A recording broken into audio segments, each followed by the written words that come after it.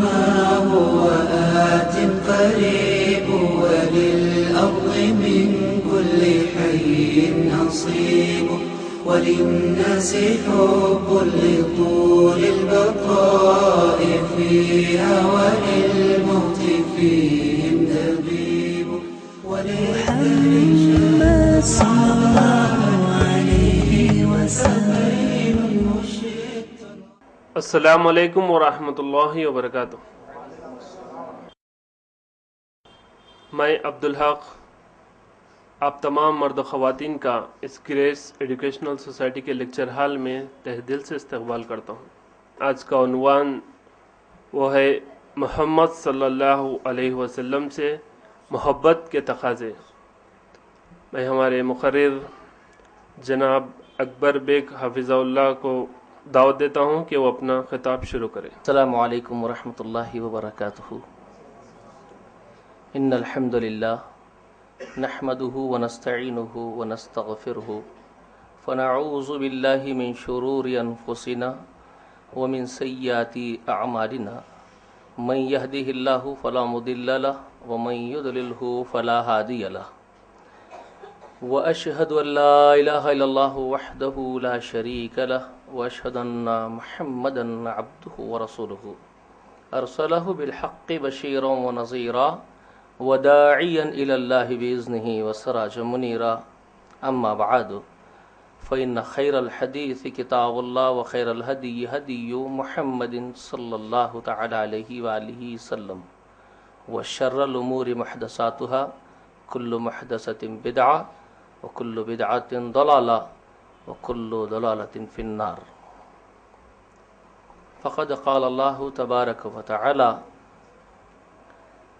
النبی اولا بالمؤمنین من انفسهم وازواجہ امہاتہم. وقال اللہ تبارک وتعالی ما کان لمؤمن ولا مؤمنۃ اذا قضى اللہ ورسولہ امرا ان یکون لهم الخیرۃ من امرہم. وقال اللہ تبارک وتعالی فی مقام اخر فلا وربک لا یؤمنون حتی یحکموک فیما شجر بینہم ثم لا یجدوا فی انفسہم حرجا مما قضیت ویسلموا تسلیما.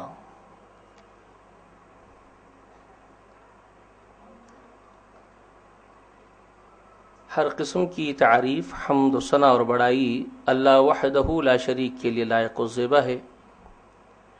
یقیناً اللہ تبارک و تعالی اس پورے عالم کا موجد ہے، خالق ہے، وہی رب ہے، وہی معبود برحق ہے.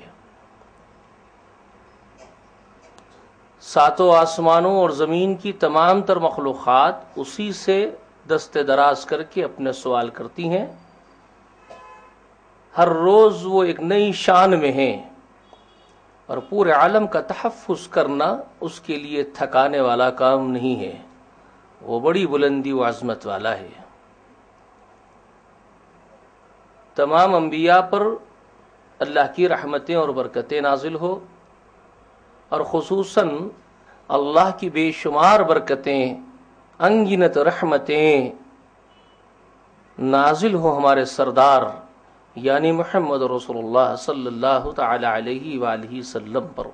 اللہم صلی علی محمد وعلی آل محمد وبارک وسلم.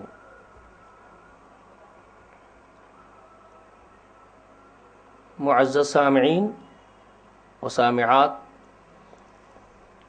جناب محمد رسول اللہ صلی اللہ تعالی علیہ وآلہ وسلم سے محبت از خود ایمان ہے. سب سے پہلے ہم اس بات پر تدبر کریں، غور و فکر کریں کہ اللہ رب کبریا نے بہت ساری مخلوقات کو جہاں پیدا فرمایا، وہیں جن و انس کو اپنی بندگی کے لیے پیدا کیا. بندگی کیسے کی جائے، بندگی کا سلیقہ سکھانے کے لیے، بندگی کے لیے، رہنمائی کرنے کے لیے اللہ نے منتخب فرمایا انبیاء کو. انبیاء میں اللہ نے ایک رتبہ بلند رکھا رسولوں کا. رسولوں کے بعد اولو العزم چنے گئے جو بڑی ہمت کے کام انجام دینے کے لیے اللہ تعالیٰ کے شرعی احکامات کو نافذ کرنے کی ذمہ داری کے ساتھ مبعوث فرمائے گئے. اور ان پانچوں میں رب کبریا نے منتخب فرمایا جناب محمد رسول اللہ صلی اللہ تعالی علیہ وآلہ وسلم کو کہ آپ نے تمام انبیاء و رسل کے پیغام اور شریعت کو اکمل فرمایا. جتنی نعمتیں اللہ تعالی بندوں کے لیے مقدر فرمائی تھی ان کا اتمام کیا محمد رسول اللہ کے ذریعے سے. اور رہتی دنیا جب تک رہے قیامت کی صبح تک اللہ تبارک و تعالی نے رضامندی کا اعلان کر دیا جناب محمد رسول اللہ کے طریقے کے مطابقت میں، جو طریقہ ہو، جو دین رسول اللہ کا لایا ہوا جس کا نام اسلام ہے.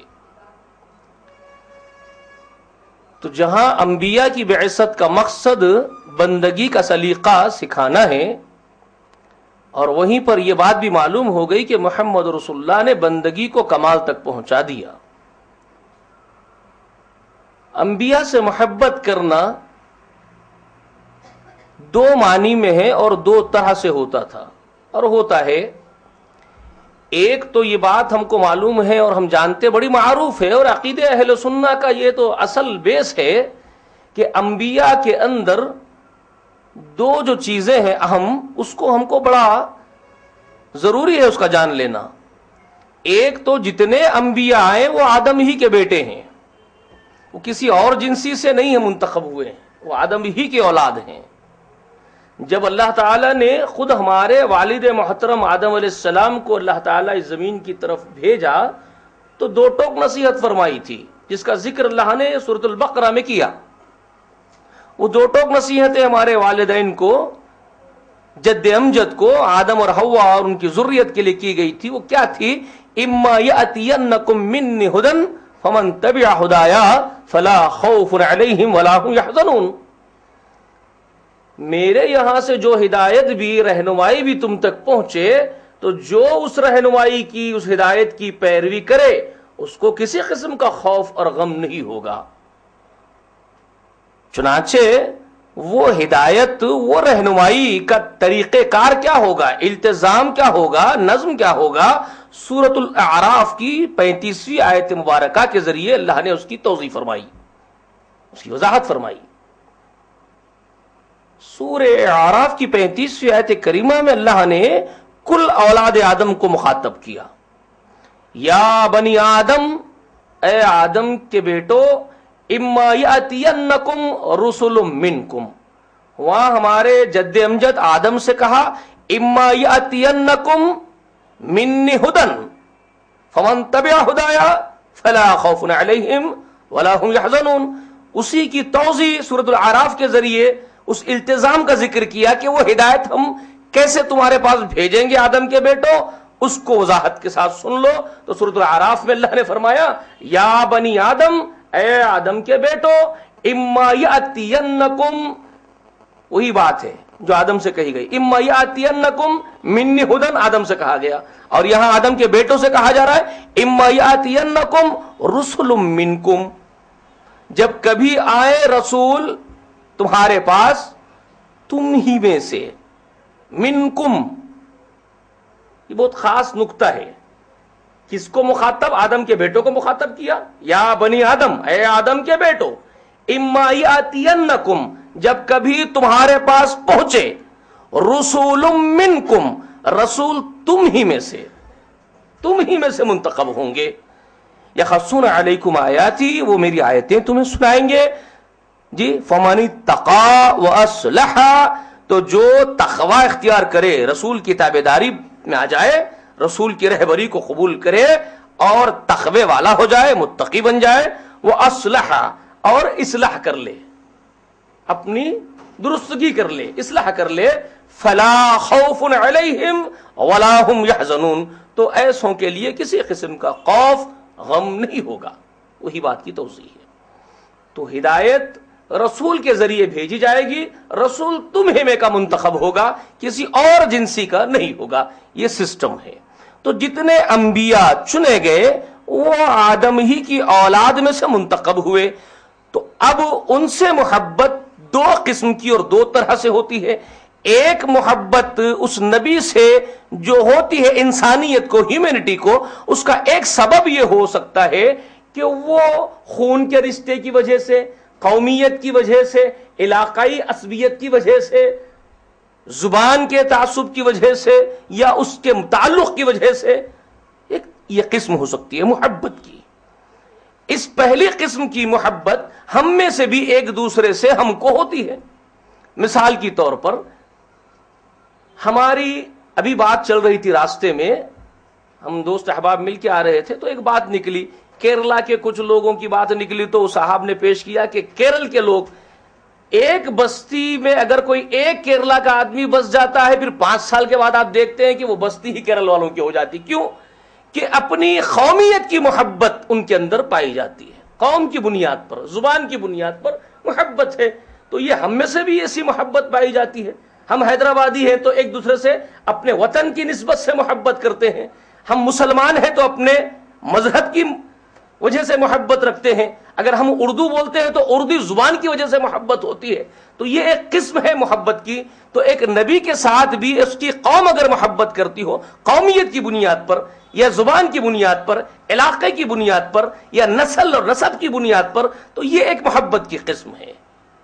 اور ایک محبت ایک نبی سے قوم سے ہٹ کر کے بھی کوئی فرد کر رہا ہے، زبان کے علاوہ بھی کوئی فرد کر رہا ہے، تو وہ ہوتی ہے محبت عقیدے کی بنیاد پر کہ یہ نبی اللہ کا نمائندہ ہے.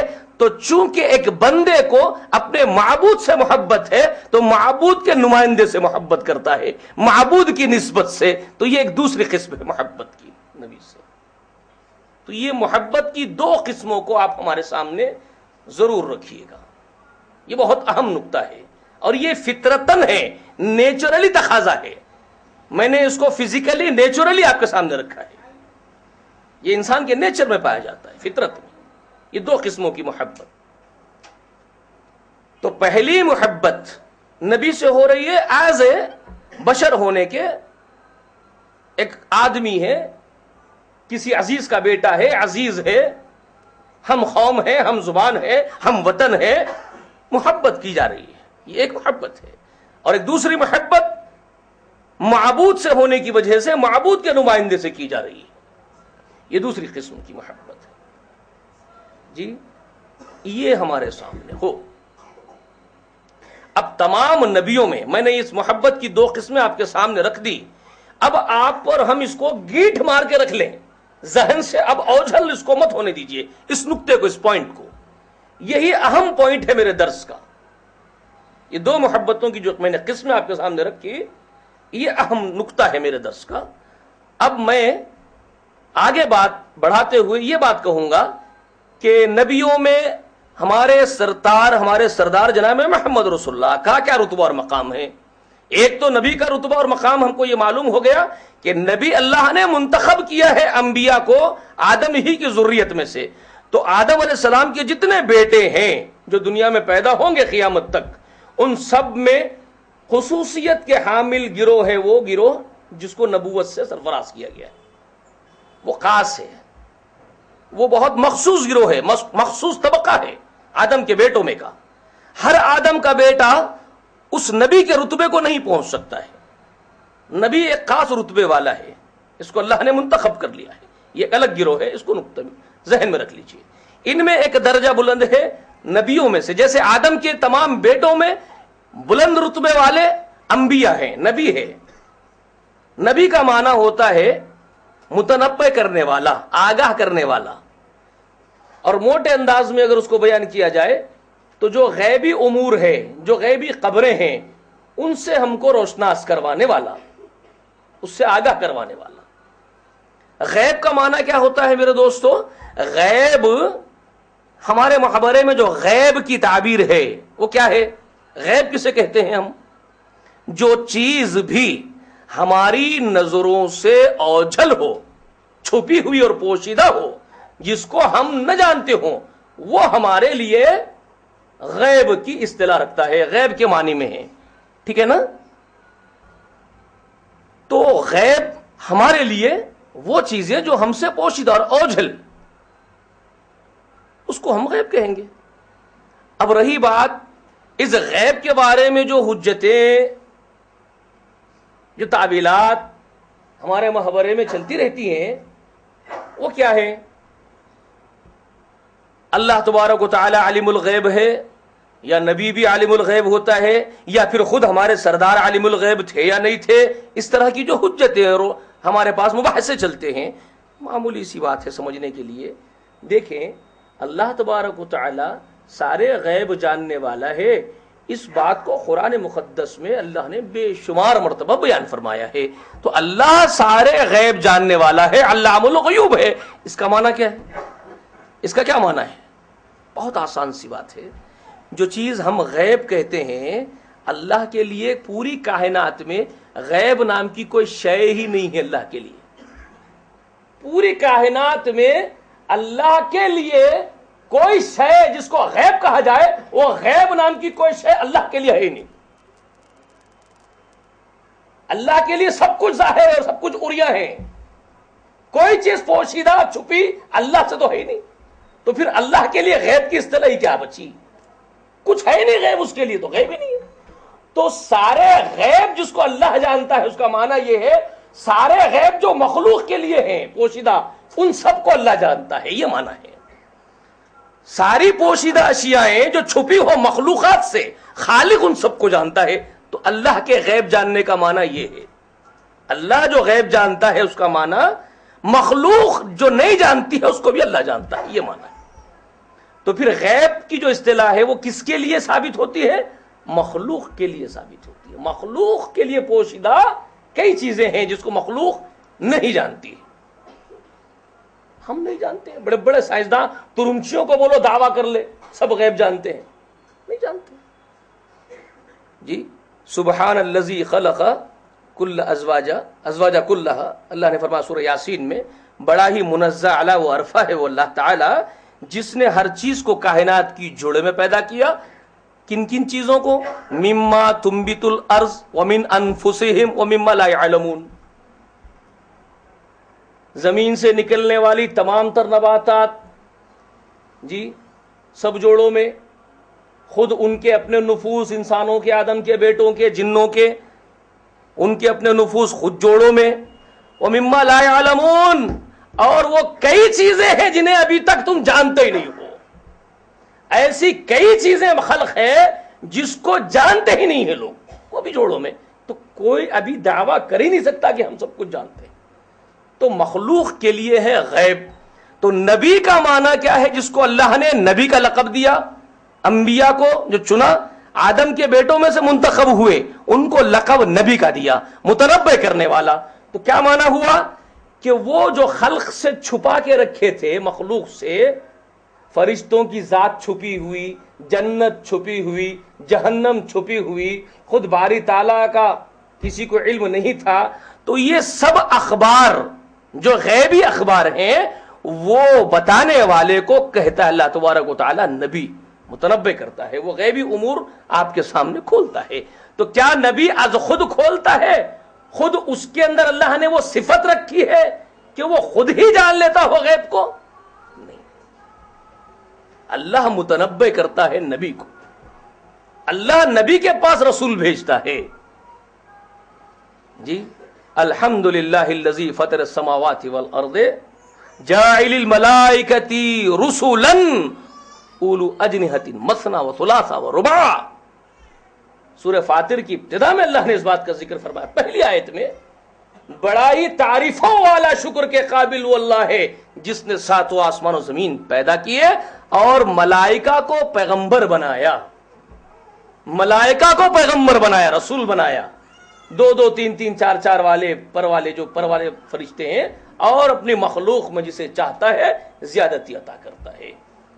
تو جاعل الملائکہ رسولن، رسول دو معنی میں ہے. ایک رسول جو خود نبی بنایا جاتا ہے، وہ اللہ کے پیغام اللہ کے بندوں تک پہنچانے کا کام انجام دیتا ہے، ارسال کرتا ہے.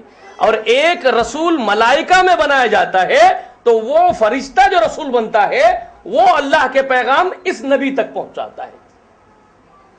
جو بندوں میں سے نبی منتخب ہوئے ان تک پیغام فرشتہ لاتا ہے، فرشتہ ان کو آگاہ کرتا ہے، وہ پھر اللہ کے بندوں کو، آدم کے بیٹوں کو آگاہ کرتے ہیں. تو نبی کا معنی متنبع کرنے والا. اب ان میں ایک رسول جو اللہ کے میسیجز، اللہ کے پیغامات بندوں تک پہنچانے والا.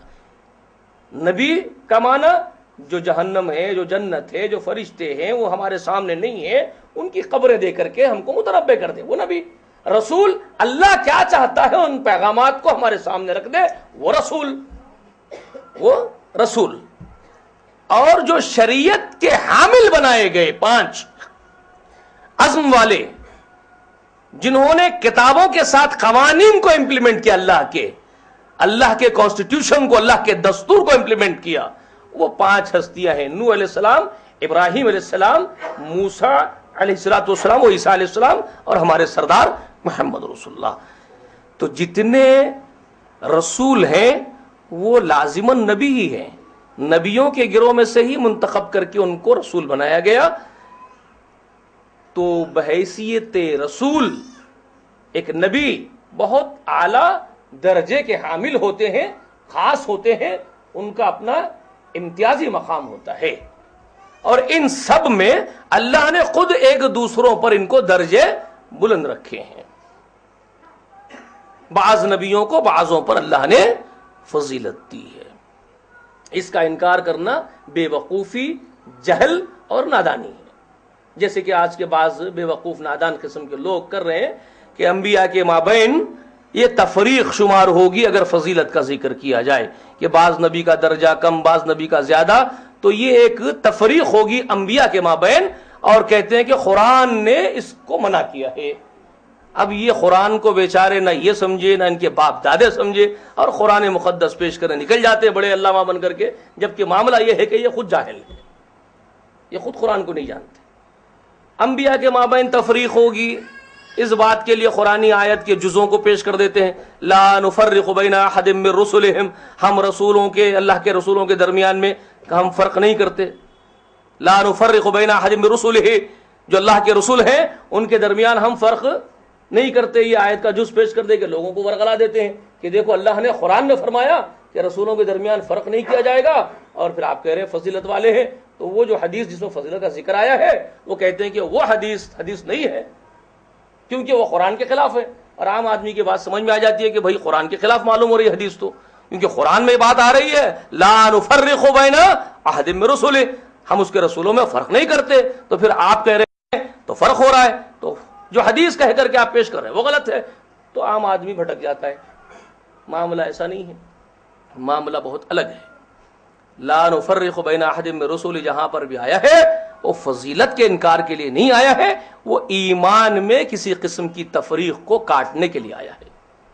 ایمان کے معاملے میں کسی قسم کی تفریق نہیں برتی جائے گی، اس کے رد کے لیے آیا ہے. یہ جملہ کانٹیکسٹ پورا پڑھنا پڑے گا. کانٹیکسٹ پورا کیسے ہوگا؟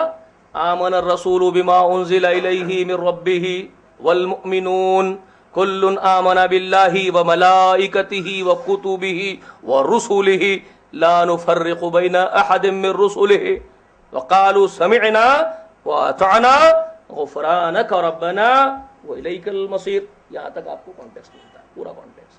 خود رسول ایمان لایا، اللہ فرما رہے ہیں آمن الرسول، خود رسول ایمان لایا کس پر؟ جو کچھ اس کی طرف، اس کے اللہ کی طرف سے، اس کے رب کی طرف سے نازل کیا گیا. آمن الرسول بما انزل الیہ من ربہ، اس کے رب کی جانب سے جو اس کی طرف بھیجا گیا اس پر خود رسول ایمان لایا. اور پھر سب ایمان والے، والمؤمنون، جتنے ایمان والے سب، کل آمن باللہ، اور یہ سب اللہ پر ایمان لاتے ہیں. کیا لاتے ہیں؟ ایمان لاتے ہیں. کل آمن باللہ، سب اللہ پر ایمان لاتے ہیں. اور وہ ملائکتہ، فرشتوں پر، وہ کتبہ اس کے سب کتابوں پر، وہ رسلہ اس کے سب رسولوں پر، لا نفرق بین احد من رسلہ ہم فرق نہیں کرتے کسی رسول کے درمیان ایمان کی نسبت سے، سب پر ہمارا ایمان ہے، آدم سے لے کر کے محمد رسول اللہ تک۔ فضیلت کا ذکر کہاں ہے؟ فضیلت کے باب میں یہ بات کہاں آئی ہے؟ فضیلت کا تو باب خود قرآن نے واضح کیا ہے، اسی صورت کے اندر، سورہ بقرہ کے اندر، اسی کانٹیکسٹ کے بہت تھوڑا سا پہلے، بہت دور بھی نہیں، تھوڑا سا پہلے، جی یہیں سے جہاں سے آیت چنی گئی اسی کے تھوڑا پہلے پڑھ لیتے۔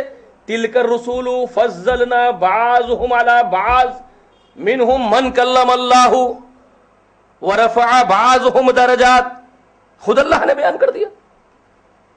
تلک الرسول یہ وہ رسول ہے، فضلنا، فضلنا ہم نے فضیلت دی ہے، اللہ نے کہا فضلنا ہم نے ان کو فضیلت دی ہے۔ کیسے دی ہے؟ فضلنا بعضهم علی بعض، ان کے بعضوں کو ان کے بعضوں پر ہم نے فضیلت دی، اللہ نے فضیلت کا ذکر کر دیا۔ تو آپ تو جاہل ہو اس لیے آپ ایسی باتیں کرتے ہو، خود قرآن مقدس نے بیان کر دیا۔ تلک الرسول فضلنا یہ وہ رسول ہے ہم نے ان کو فضیلت دی، بعضهم علی بعض ان کے بعضوں کو ان کے بعضوں پر، منہم من کلم اللہ ان میں سے تو بعض ایسے رتبے والے ہیں جو اس زمین پر کھڑے ہو کے اللہ سے کلام کرتے ہیں، کلیم اللہ علیہ السلام۔ پھر ان کے بعد بھی ایک ذکر آتا ہے، کلیم اللہ کے بعد بھی، ان کے رتبے کے بعد بھی ایک اشارہ ملتا ہے، منہم من کلم اللہ ان میں سے ایسے رتبے والے ہیں جو بالراس اللہ سے بات بھی کرے، اور پھر اور بھی بلند درجے کا اشارہ ملا، ورفع بعضهم درجات، اور بعض ایسے بھی ہے کہ ہم نے ان کے درجے اور بھی بلند کیے، اشارہ کیا، اور رتبے بلند والے بھی ہیں موسیٰ سے۔ وہ کون ہیں جن کے رتبے موسیٰ علیہ السلام سے بھی زیادہ اللہ نے آگے بیان فرمائے؟ وہ کن کی شان اقدس میں اللہ نے یہ بات فرمائی کہ رفع، آپ کے درجے کو ہم نے رفع کیا ہے۔ ورفعنا لک ذکرک، بالراس خطاب کیا جناب محمد رسول اللہ سے قرآن مقدس کے ذریعے۔ سورہ النشرح میں اللہ نے فرمایا ورفعنا لک ذکرک، ہم نے نبی آپ کے ذکر کو بہت بلند کیا، بہت رفع کیا ہے۔ تو تمام انبیاء کے مابین جو درجات کو اللہ نے ایک دوسروں پر فضیلت کے ضمن میں رکھا بلند کر کے، وہیں پر محمد رسول اللہ کا رتبہ اللہ نے بیان کر دیا، ورفعنا لک ذکرک، ہم نے آپ کے ذکر کو بہت بلند کیا ہے۔ اہم نکتہ ہے، اب میں اس کو دیگر اور دلائل کے ساتھ بھی آپ کے سامنے رکھوں گا، آپ نوٹ بھی کر سکتے ہیں۔ آپ دیکھیں اللہ تبارک و تعالی نے اس مخلوق کو، پوری کائنات کو پیدا کرنے سے 50,000 برس پہلے اللہ نے اس کا مقدر لکھا، اللہ نے اس کا مقدر لکھا ہے۔ اور وہ کون سی شے ہے جس کو اللہ نے سب سے پہلے خلق میں پیدا کیا پوری مخلوق میں؟ علمی باتیں ہیں، ذرا سمجھنے کی ضرورت ہے، کیونکہ عقیدے سے گمراہ نہیں ہوں گے اگر جانتے ہوں گے، نہیں جانتے ہوں گے تو لوگ کچھ بھی بول دیں گے اور ہم ایکسپٹ کر لیں گے۔ پوری کائنات کی خلقت میں سب سے پہلی شے جو اللہ نے پیدا فرمائی وہ کیا ہے؟ صحیح حدیث مبارکہ ہے، اللہ کے رسول صلی اللہ تعالی علیہ وآلہ وسلم نے ارشاد فرمایا، اللہ نے سب سے پہلے قلم پیدا کیا کائنات میں، قلم، اور قلم کو حکم دیا لکھ دے۔ قلم عرض کرنے لگا باری تعالیٰ کیا لکھوں؟ تو رب نے ارشاد فرمایا جو کچھ ہو رہا ہے اور جو کچھ ہوگا سب لکھ دے۔ تو اللہ کے رسول نے فرمایا کہ پھر سیاہی خشک ہو گئی اور قلم اٹھا لیا گیا، اب وہی ہوگا جو کچھ لکھ دیا گیا ہے۔ اور تمام مفسرین عظام، محدثین عظام اس حدیث کو قرآن مقدس کی سورہ نون، سورہ قلم کی تفسیر کے اندر نقل کرتے ہیں، جس پہ اللہ نے قلم کی قسم کھائی، نون والقلم کہہ کر کے، قسم ہے قلم کی اور قسم ہے لکھنے والوں کی، جو کچھ وہ لکھ رہے ہیں اللہ نے قسم کھائی۔ تو اس قلم کا ذکر ہے سورہ قلم میں، اور اسی کے بارے میں رسول اللہ کا یہ فرمان کہ سب سے پہلے وہ قلم پیدا کیا گیا پوری خلقت میں، اور اسے حکم دیا گیا لکھ دے۔ اب لوگ کہتے ہیں اول خلق اللہ نوری، اللہ نے سب سے پہلے میرے نور کو پیدا کیا ہے، جبکہ یہ حدیث نہیں ہے۔ تمام تر محدثین عظام جو اسناد پر محنت کیے، پوری زندگی کھپا دیے محدثین، پورے اسناد کی تحقیق کرتے تھے حدیث کی، وہ محدثین اس حدیث کی سند پر کہتے ہیں کہ اس کی کوئی سند ہی نہیں ہے، یہ وضع کردہ حدیث ہے۔ محدثین کیا حکم لگاتے ہیں اس پر؟ یہ حدیث وضع کردہ ہے، لوگوں کی طرف سے گھڑی ہوئی ہے، اس کی کوئی سند نہیں، جس میں کہا گیا کہ سب سے پہلے اللہ نے میرے نور کو پیدا کیا اور میرے نور سے اللہ نے کائنات پیدا کی۔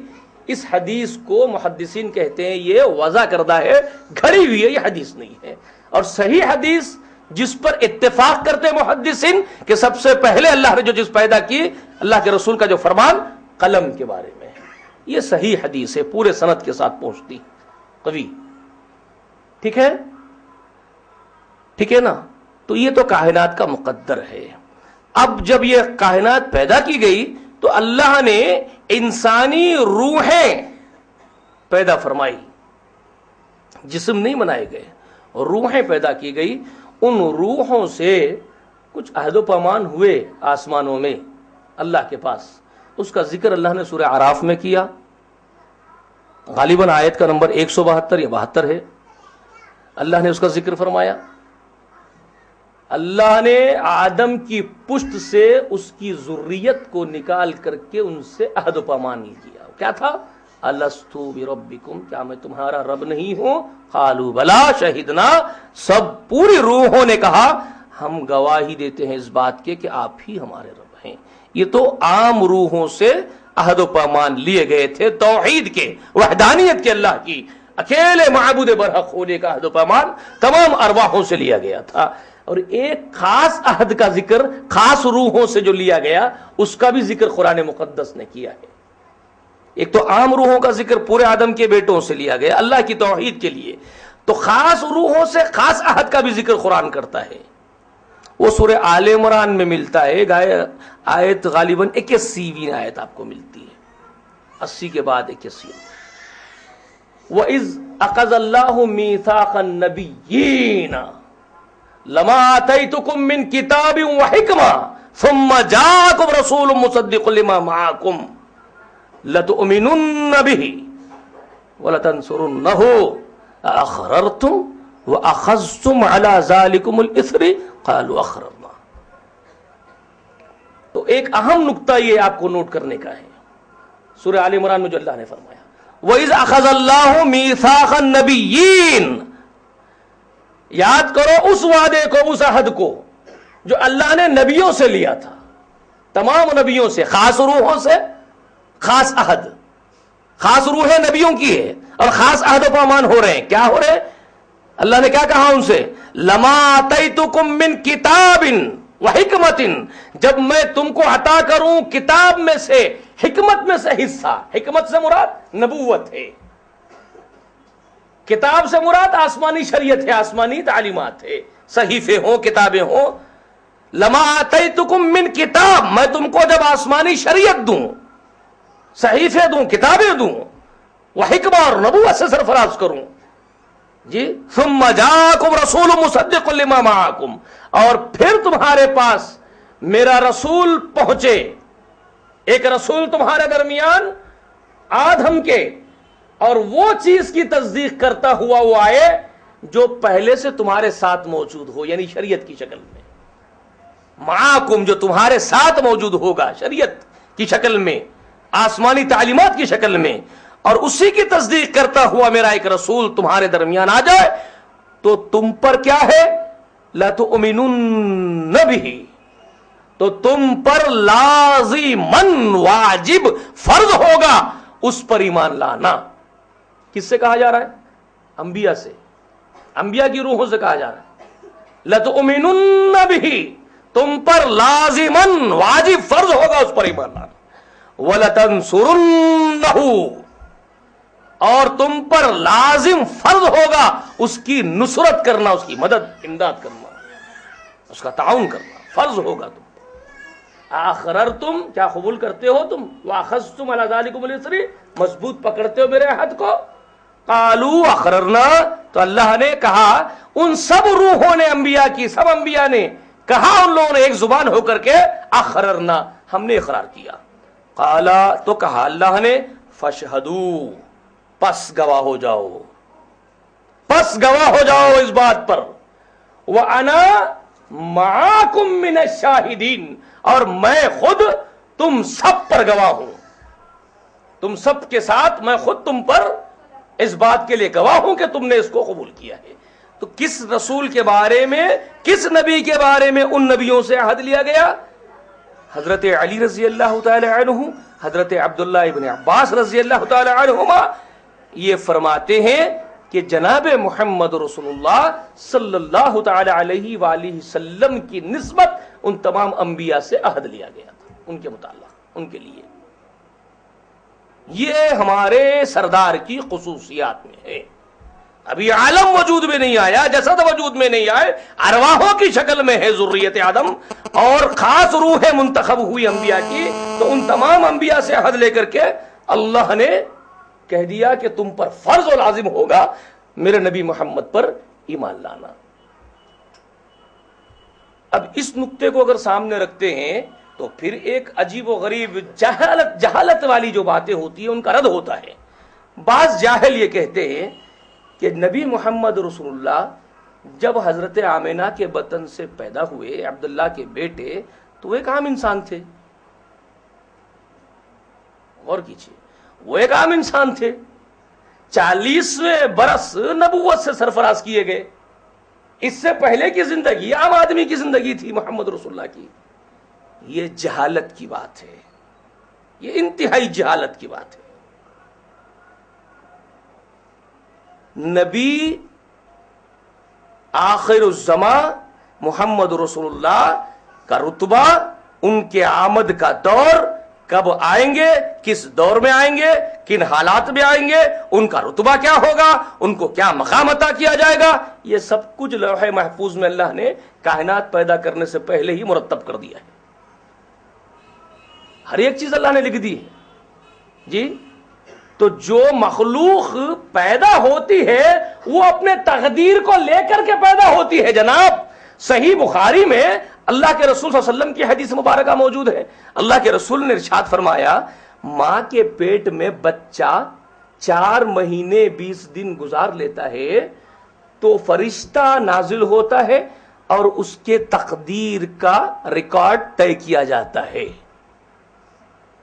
وہ کہاں پیدا ہوگا، کتنے دن جیے گا، کتنے لیے اس کے لیے اناج رکھا گیا ہے، کتنا کھائے گا، کس زمین میں جا کے اس کی موت ہوگی، نیک ہوگا یا بد ہوگا، یہ سب کچھ لکھا جاتا ہے. اللہ کے رسول نے ارشاد فرمایا.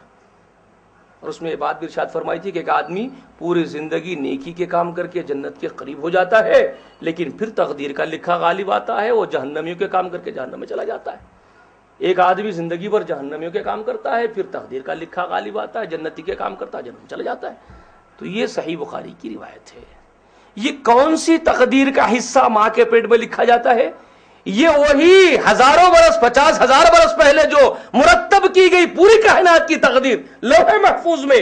اب یہ پیدا ہونے والا اب پیدا ہو رہا ہے کہ ہزاروں برس کے بعد اس تقدیر کا ٹکڑا لا کر کے اس کے لیے چھوڑا جاتا ہے ماں کے پیٹ میں. ٹھیک ہے نا؟ تو اب محمد رسول اللہ کے مقدر میں جو چیز لکھی ہے، جو ریکارڈ لکھا گیا، وہ کیا لکھا گیا؟ عام آدمی کا جی، عام آدمی پیدا ہوگا یہ لکھا گیا. جبکہ یہ لکھا جا رہا ہر فرد کے لیے نیک ہوگا یا بد ہوگا یہ بھی لکھا جا رہا ہے. تو محمد رسول اللہ کے بارے میں کیا لکھا جا رہا ہوگا جب ماں کے رحم میں، مدر رحم میں ہے؟ کیا لکھا جا رہا ہے جی؟ پھر یہ جہالت کی بات، ایک عام آدمی کی نہیں گزارتے تھے محمد، ایک عام آدمی ہی تھے محمد صلی اللہ تعالی علیہ وآلہ وسلم. گدھے پنے کی باتیں، گمراہی کی باتیں. حضرت آمینہ سے عبداللہ کے پیٹ میں جو بچہ تولد ہوا، جو پل رہا تھا، وہ بہت ہی اعلیٰ وارفا، بہت ہی بڑے رتبے والا تھا. لیکن یہ بات خود محمد رسول اللہ کو نہیں معلوم، کیونکہ جو پیدا ہونے والی مخلوق ہے اسے نہیں معلوم میرے تقدیر میں کیا ہے. لیکن جو قادر مطلق ہے وہ سب کچھ جانتا ہے. بات سمجھ میں آ گئی نا؟ تقدیر لکھنے والا مقتدر اعلیٰ کو معلوم ہے، لیکن مخلوق جو خود پیدا ہو رہی ہے اسے نہیں معلوم وہ کیا ہے. یہ معاملہ یہ ہے۔ تو ہمارے سردار کی خصوصیات اپنی جگہ، وہ مسلمہ ہے، مصدقہ ہے، اس میں کوئی دو رائے نہیں ہے، کسی قسم کی دو رائے نہیں ہے اس کے اندر۔ اس نقطے کو بھی ذہن میں رکھیے۔ بہت آسانیاں ہوتی ہے بات کو سمجھنے میں، تاکہ کیا ہوتا ہے جب بڑے بڑے روڈ شوز ہوتے ہیں، جلسے منعقد ہوتے ہیں، وہاں گمراہی کی باتیں ہوتی ہیں، ہم کچھ جانتے نہیں ہیں، لوگ الجھ جاتے ہیں، کچھ کا کچھ بول دیتے ہیں، ہماری زبانوں سے کچھ کا کچھ نکل جاتا ہے، علم نہیں ہونے کی وجہ سے۔ علم حاصل کرنا، تو نبی صلی اللہ علیہ وسلم کا مقام بڑا اونچا اور اعلیٰ عرفہ ہے، بڑا رتبہ ہے۔ اللہ نے انبیاء سے ان کے متعلق عہد و پیمان لے لیے، ابھی عالم نہیں بنا ہے، جسد نہیں بنے ہیں، اللہ نے عہد و پیمان۔ پھر ابراہیم علیہ السلام کے ہاتھوں کعبۃ اللہ کی تعمیر کروانا، پھر اسماعیل علیہ السلام کو ذبیح اللہ بنانا، پھر دونوں باپ بیٹوں سے دعا کروانا، ربنا بعث فیہم رسولا منہم یتلو علیہم آیاتک، اے اللہ انہی میں ایک رسول بھیج، اسی کعبے کے اطراف کے بدویوں میں ایک رسول بھیج جو تیری آیتیں پڑھ کے سنائے۔ کس کے لیے دعا کروائی جا رہی ہے؟ یہی آمد مصطفیٰ کے دلائل ہے کائنات کے اندر صلی اللہ تعالی علیہ وسلم کی، جو ہزاروں برس پہلے اشارے مل رہے ہیں۔ پھر کلیم اللہ علیہ السلام کا ذکر سورہ اعراف میں آپ کو ملتا ہے۔ رتبے کو دیکھیے رسول اللہ علیہ وسلم کے، کیا رتبہ ہے۔ قرآن مقدس میں سورہ اعراف میں موسیٰ علیہ السلام کی دعاؤں کا اللہ نے ذکر کیا۔ ایک جگہ طور پر 70 آدمی کو لے کر کے گئے موسیٰ علیہ السلام ایک مقام پر، ایک مرتبہ، اور دعا کرنے کے لیے گئے تھے۔ وہ ایک لمبا طویل واقعہ ہے۔ سامری بدبخت پوری قوم کو بہکا دیا تھا، جادوگر، قوم گناہ گار بن گئی تھی، مشرک بن گئی تھی، شرک کا ارتکاب کر گئی، تو یہ بڑے غصے میں آئے تھے۔ اس کے بعد معافی کے لیے گئے طور پر 70 آدمی کو لے کر کے قوم کی، تو وہاں پر جو معاملہ ہوا، ایک زلزلے کی شکل ہوئی، ہل گیا پورا پہاڑ، جس سے وہ لرز گئے موسیٰ علیہ السلام، کانپ اٹھے اللہ کے جلال سے، ڈر کے وہاں معافی مانگی۔ اس کے بعد انہوں نے دعا کی، اس معافی کے بعد انہوں نے کہا وَاكْتُبْ لَنَا فِي هَذِهِ الدُّنْيَا حَسَنَاتٍ، اور یہ کانٹیکسٹ آپ کو ملتا ہے سورہ اعراف میں آیت نمبر 155 کے بعد، 155 156 157، یہ کانٹیکسٹ ہے پورا جو آپ کو ملتا ہے۔ تو وہاں پر اللہ تعالیٰ نے ان کی دعا کا ذکر کیا کہ موسیٰ کلیم اللہ نے دعا کی وَاكْتُبْ لَنَا فِي هَذِهِ الدُّنْيَا حَسَنَاتٍ، ہمارے لیے اس دنیا کی حسنات کہتے ہیں عمدگیوں کو، اچھائیاں، خوبیاں۔ تو نبی مانگ رہے ہیں وَاكْتُبْ لَنَا، وَاكْتُبْ کتابت کرنا، کتب علیکم الصیام، تمہارے لیے کتابت کر دی گئی روزوں کے لیے۔ تو مطلب کیا ہے؟ کتبہ کا معنی کیا ہوتا ہے؟ لکھ دیا گیا، فرض کر دیا گیا، فرض کے بارے میں ہوتا ہے، معنی میں آتا ہے کتبہ۔ تو وہ کیا کہہ رہے ہیں وَاكْتُبْ لَنَا فِي هَذِهِ الدُّنْيَا حَسَنَاتٍ، لکھ دیجئے اے مولا ہمارے لیے اس دنیا کی بھلائیاں، خوبیاں، اچھائیاں آپ لکھ دیجئے۔ تو وَاكْتُبْ لَنَا فِي هَذِهِ الدُّنْيَا حَسَنَةً، لکھ دیجئے ہمارے لیے اس دنیا کی عمدگیاں۔ وَفِي الْآخِرَةِ إِنَّا هُدْنَا إِلَيْكَ، اور آخرت میں ہم آپ ہی کی طرف رجوع ہونے والے۔ ہدنا کا لفظ جو ہے ہدنا، رجوع ہونے والے ہیں۔ مفسرین عظام لکھتے ہیں جو یہود موسیٰ علیہ السلام کی قوم کا نام ہے نا یہود، وہ موسیٰ علیہ السلام کے اسی جملے سے ماخوذ ہے، اخذ کیا گیا ہے۔ یہود، یہود کا معنی رجوع ہونے والے، رجوع کرنے والے۔ تو اس قوم نے اپنا نام موسیٰ علیہ السلام کے، اپنے نبی موسیٰ کے اس لفظ سے ہی چنا تھا اپنے لیے، یہود۔ واللہ عالم، مفسرین کا یہ خیال ہے۔ ہدنا الیک کہا اور وفی الآخرۃ انا ہدنا الیک، اور آخرت میں ہم تو آپ ہی کی طرف رجوع ہونے والے لوگ ہیں۔ تو اللہ نے موسیٰ علیہ السلام کی اس دعا کا جو جواب دیا ہے وہ بڑا قابل ذکر ہے اور بڑا تدبر کے قابل ہے۔ اللہ نے ان کو فرمایا موسیٰ سے عذابی اصیب بہ من اشاء، اللہ نے فرمایا قال عذابی اصیب بہ من اشاء، اے موسیٰ میرا عذاب میں جس کو چاہوں کروں، مجھے کون روکتا ہے عذاب دینے سے؟ کسی کی مجال ہے کہ مجھے منع کرے عذاب سے؟ ورحمتی وسعت کل شیء، اور ایک میری رحمت تو کائنات کے ہر چپے چپے پر چھائی ہوئی ہے موسیٰ، لیکن خالق کو بھی علم ہے کہ میرا بندہ کیا مانگ رہا ہے، اللہ جانتے ہیں نا، اللہ خوب جانتے ہیں۔ معلوم ہے کہ عام رحمت تو ایک ہے، اس کا ذکر کر دیے، ایک عام رحمت ہے موسیٰ جو سارے عالم پہ چھائی ہے، مگر تو خاص مانگ رہا ہے، اللہ کو معلوم ہے، مگر تو خصوصی رحمت کا مطالبہ کر رہا ہے، کیونکہ بات تو موسیٰ بھی جانتے ہیں، نبی کو بھی معلوم ہے اللہ کی عام رحمت تو چپے چپے پہ چھائی ہوئی، تو نبی کی غرض بھی عام رحمت نہیں، خاص رحمت ہے۔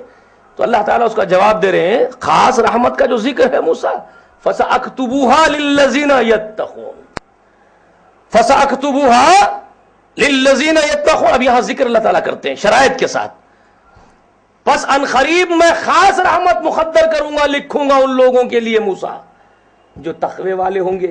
اب ان شرائط میں جن کے لیے خاص رحمت دی جائے گی اس کا ذکر آ رہا ہے، تو وہاں جو ذکر آیا بہت ہی غور طلب اور بہت ہی مخصوص ایک ایسے طبقے کا ذکر کیا اللہ نے جن کو خاص رحمت دی جائے گی، اور موسیٰ علیہ السلام کو کنڈیشن لگا کر کے کیا کہا؟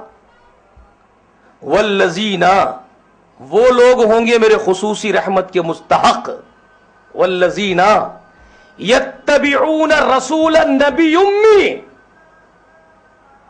موسیٰ علیہ السلام سے کہا جا رہا ہے ابھی محمد رسول اللہ وجود میں نہیں آئے ہیں، ہمارے رسول اللہ علیہ وسلم کے اس دنیا میں تولد ہونے سے 2500 سال پہلے کی بات ہے، موسیٰ علیہ السلام سے بات چیت ہو رہی ہے زمین پر، اور وہاں یہ کہا جا رہا ہے والذین یتبعون الرسول النبی امی، میری خاص رحمت کے مستحق وہ قرار پائیں گے موسیٰ جو لوگ پیروی اور اتباع کریں گے میرے اس نبی رسول کا جو امیین میں سے ہوگا، جو امیین میں سے آئے گا۔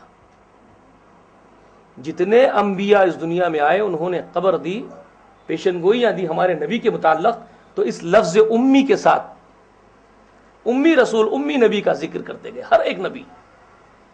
وہ امی نبی کون تھے جی؟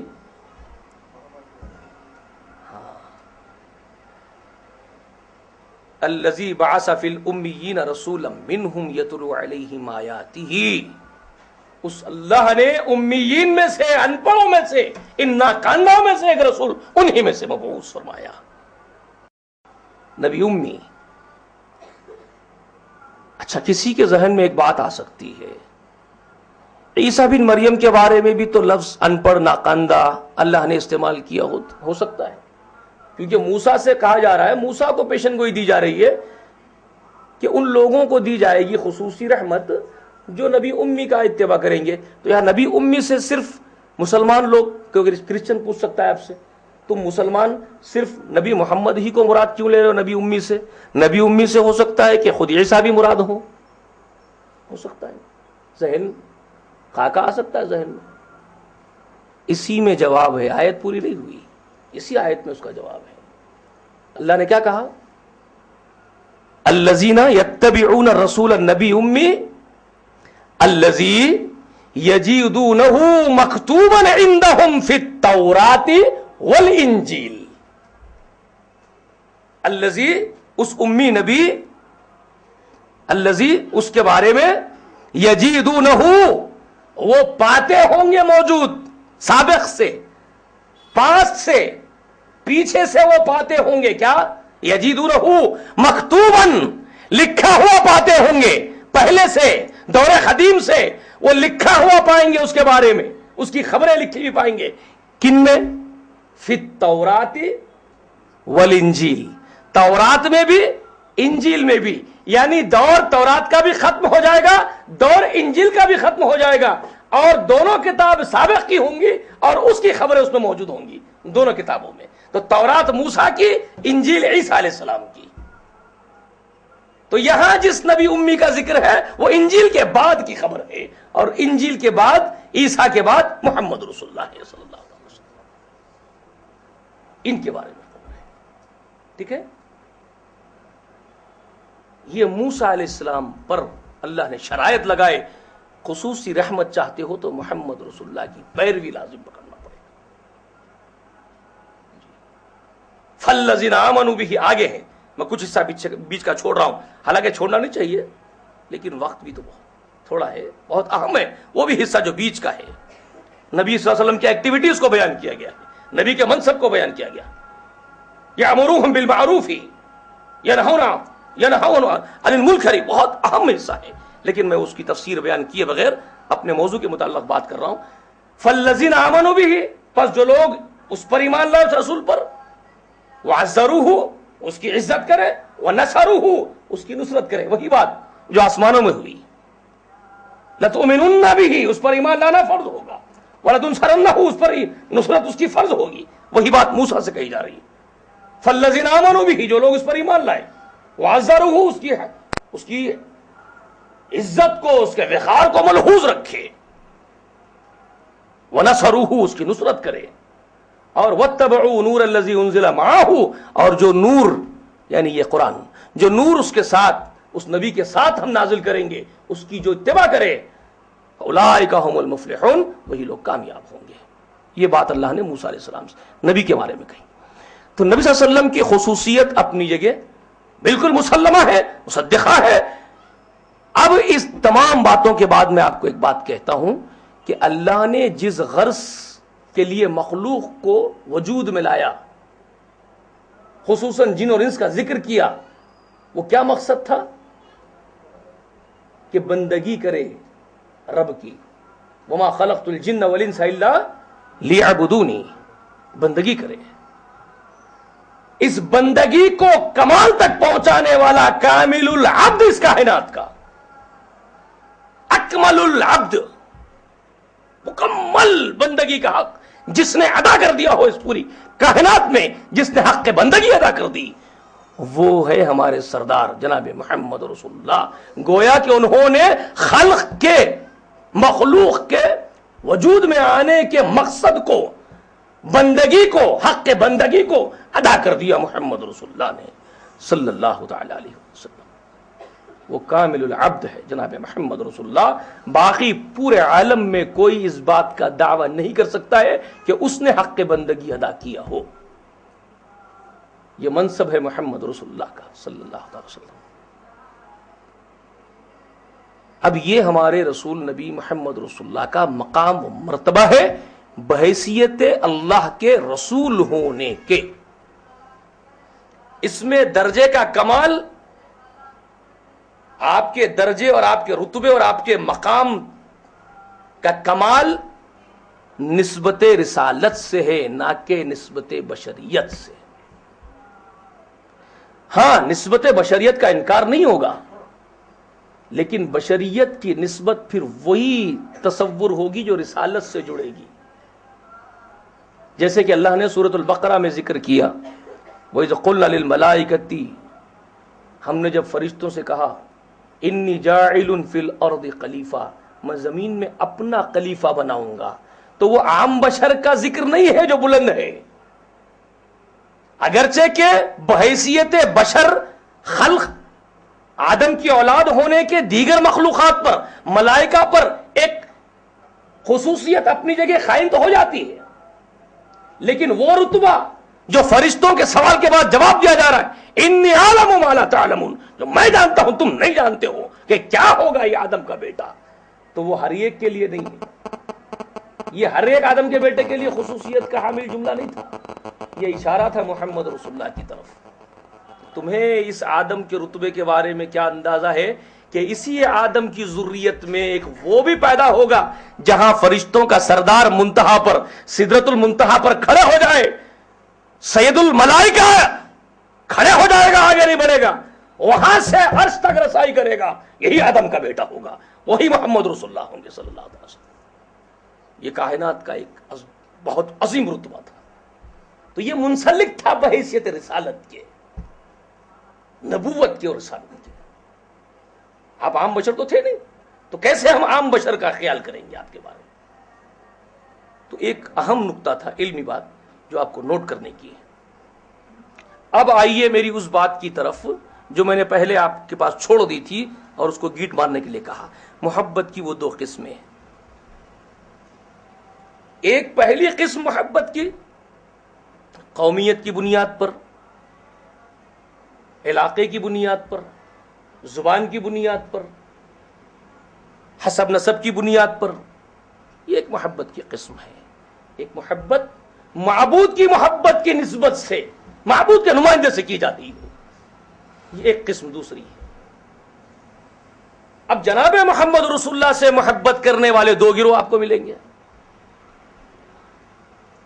اس ہیومینٹی کے اندر، انسانیت میں دو طبقے آپ کو ملیں گے، دونوں طرح کی، دونوں قسموں کی علیحدہ علیحدہ محبت کے حامل۔ پہلی قسم کی محبت بحیثیت قوم کا فرد ہونے کے، اپنا خاندان قبیلے کا، اپنے ہم زبان، ہم وطن، ہم نسب ہونے کے. کیا مکے والوں نے اس کا انکار کیا؟ پورے مکے والوں نے، پورے جزیرے عرب والوں نے کبھی محمد رسول اللہ کا اس اعتبار سے انکار کیا، مخالفت کی؟ جی اٹھائیے تاریخ سیرت النبی صلی اللہ علیہ وسلم کی پوری پڑھیے. کیا پوری قوم نے کبھی بھی اپنی قوم کا فرد ہونے کے اعتبار سے آپ سے بغاوت کی، آپ سے دشمنی کی؟ اپنا برادری کا، اپنا بھائی ہونے کے اعتبار سے اختلاف کیا، آپ سے مخالفت کی؟ جی کبھی آپ نے آپ کے کردار پر، پوری قوم نے آپ کے کردار پر شک کیا؟ جی پوری سیرت پڑھ لیجیے، کسی نے بھی نہیں کیا. بلکہ قوم کا معاملہ محبت رسول کا یہ ہے، آپ دیکھتے ہیں دادا، سگا دادا ہے، اتنی محبت کرتے تھے کہ جب جا کر کے اپنے منصب پر، وہ تخت پر بیٹھتے تھے، سردار تھے قوم کے، تو خود نہیں بیٹھتے تھے، تکیہ لگا کر کے اپنے پوتے کو، جب رسول اللہ صلی اللہ علیہ وسلم بہت چھوٹے تھے، بٹھا دیتے تھے، کہتے تھے کہ میرا سردار یہ ہے.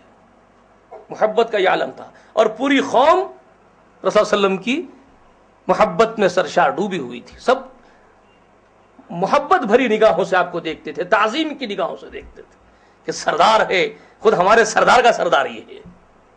قوم کا یہ معاملہ تھا. جی چچاؤں کا معاملہ، جس ابو لہب کو ہم دشمن جانتے رسول اللہ علیہ وسلم کا، جی چچا ہے سگا، لیکن وہ دشمن کب ہوا ہے یہ بھی معلوم ہے. نبی کا دشمن، محمد رسول اللہ کا دشمن کب بنا ہے؟ وہ اس وقت دشمن بنا جب 40 برس کی عمر کا کمپلیٹ کرنے کے بعد اللہ نے جب وحی اتاری، آپ نے جب یہ اعلان کیا کہ اللہ نے مجھ پر وحی نازل کی، مجھے رسول منتخب کیا، تب سے بغاوت شروع کی اور اختلاف شروع کیا. اس سے پہلے 40 سال تک والہانہ محبت کرتا تھا خود ابو لہب. آپ کو یہ بھی نہیں معلوم ہوگا، شاید معلوم کر لینا چاہیے ہم سب کو، کہ نبوت کے اعلان کے بعد یہ ابو لہب کی بیوی، یہ ابو لہب کی جو بیوی تھی ام جمیل، یہ رسول اللہ علیہ وسلم کو گالی گلوچ کرتی تھی. تو سیرت کے اندر ایک مقام پر سیرت نگاروں نے یہ قول بھی لکھا ابو لہب کا کہ وہ اپنی بیوی سے کہتا ہے، اے بدبخت، تو اسے گالی دے رہی ہے جو ہمارے درمیان سچا، صادق، امانت دار، دیانت دار ہے. اور پھر بڑے حسرت سے کہتا ہے، کیا ہو گیا میرے بھتیجے کو، کیوں اپنے باپ دادا کے دین سے بغاوت پر اتر آیا ہے، میں سمجھ نہیں پا رہا ہوں. افسوس کرتے بیٹھ گیا، محبت کی وجہ سے اس کا یہ افسوس ہے. اور اپنی بیوی کو تنبیہ کر رہا ہے محبت، بھتیجے کی محبت کی وجہ سے. کب؟ نبوت کے اعلان کے بعد بھی. کیوں؟ محبت ہے اس کو، کس سے؟ بھتیجے سے ہے. دشمنی کس سے ہو رہی ہے؟ رسالت سے ہو رہی ہے. یہی ابو لہب جس کو یہ خبر دی اس کی غلامٹی، اس کی لونڈی نے، کہ ابو لہب میرے سردار، اس نے آگے کہا، ایک خوشخبری سناتی ہوں کہ تمہیں بھتیجا ہوا ہے عبداللہ کے گھر آمنہ سے، تمہاری بھاوج، بیوہ بھاوج سے بیٹا پیدا ہوا ہے، نرینہ اولاد پیدا ہوئی ہے. خوشی سے اچھل گیا، اچھل کے کہتا ہے، اس سے بڑا تحفہ تجھے انعام میں کیا دوں کہ میں تجھے آزاد کر دیتا ہوں. اب اس سے بڑھ کے تیرے لیے انعام کیا ہوگا کہ میں تجھے آزاد کرتا ہوں. خوشی کے بعد اتنا خوش ہوا. کبھی دشمنی نہیں کی اس نے محمد رسول اللہ سے، 40 سال تک دشمنی نہیں کی. جی لیکن دشمنی کب کی اس نے؟ رسالت کے بعد. پوری قوم کا معاملہ یہ ہے کہ بارش نہیں ہوتی ہے. امام بخاری لاتے ہیں حدیث صلاۃ الاستسقاء کے باب میں، بارش نہ ہو تو کسی کو ذریعہ سفارش بنا کر کے دعا کرنے کے باب میں امام بخاری نقل کرتے ہیں ابو طالب کا شعر کہ ابھی رسول صلی اللہ علیہ وسلم کو رسالت ابھی آپ پر نازل نہیں ہوئی تھی، رسالت نازل نہیں ہوئی، وحی نازل نہیں ہوئی.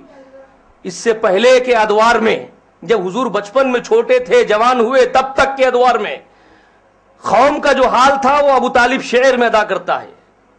وہ کہتے ابو طالب کہ یہ محمد کا بارونق اور معصوم چہرہ، یہ بارونق اور معصوم چہرہ جس کے طفیل میں ہم کائنات پیدا کرنے والے رب سے بارش کی دعائیں کرتے ہیں اور ہمارا بارش ہم پر، ہمارا رب ہم پر بارشیں برساتا ہے. یہ اشعار پڑھتے تھے کب؟ ابھی نبوت کا ظہور نہیں ہوا تھا. تو قوم کا یہ عالم تھا کہ آپ کی معصومیت سے، آپ کے چہرے کے رونق سے متاثر تھی پوری قوم، اور یہ حوالے دیتی تھی اللہ کے حضور میں. دشمنی نہیں تھی محمد رسول اللہ، بحیثیت قوم کے فرد ہونے کی دشمنی نہیں تھی. جی آپ کو یہ بات بھی معلوم ہے کہ آپ صفا کی پہاڑی پر جب کھڑے ہو کر کے پہلی دعوت کا اعلان کیا تھا آپ نے، یا صباح کی جب آواز لگائی آپ نے، قوم سے ایک بات پوچھی تھی، اگر میں یہ کہوں کہ میں اونچائی پر ہوں، تم نیچے ہو، میں کہوں کہ اس کے پیچھے ایک لشکر ہے تم پر حملہ کرے گا، تم لوگ تصدیق کرو گے جی میری بات کی؟ اپنی پوری قوم سے پوچھ رہے ہیں.